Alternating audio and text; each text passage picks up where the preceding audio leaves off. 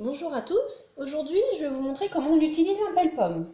Donc en fait c'est une opération simple, mais peut-être que ça vous décidera à en acheter un si vous n'en avez pas, parce que franchement c'est un gain de temps quand on fait des tartes aux pommes, des compotes, ce genre de choses. Donc voilà en fait à quoi ça ressemble. Donc là vous avez une petite manivelle, enfin une petite languette pardon, sur laquelle on va appuyer pour pouvoir reculer le piston.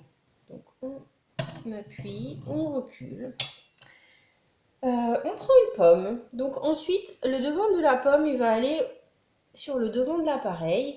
Et donc on enfonce les 3 pics au niveau du trognon de la pomme. On essaye de centrer à peu près. Bon, les pommes ne sont pas toujours parfaites, hein. Plus la pomme est régulière et plus votre résultat sera régulier. Donc voilà, maintenant on a juste à tourner la manivelle en fait. Hop. Ça va couper la pomme. Ça va la peler et ça va même enlever le trognon.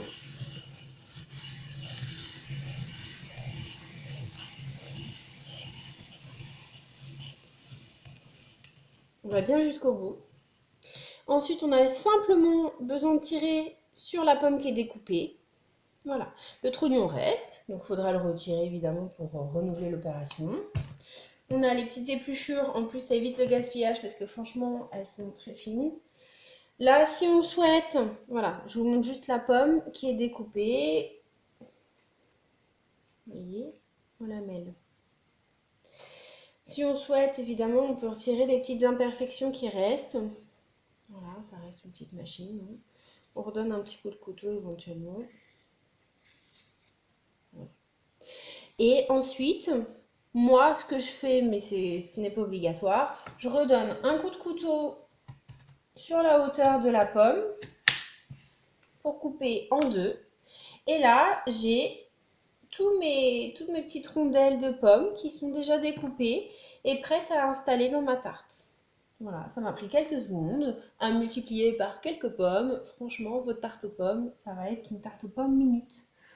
Et voilà, donc du coup, mes autres pommes, ici, qui sont déjà découpées. Si vous souhaitez avoir les recettes qui vont avec mes vidéos, eh bien, je vous invite à visiter mon blog. Le lien sera sous la vidéo.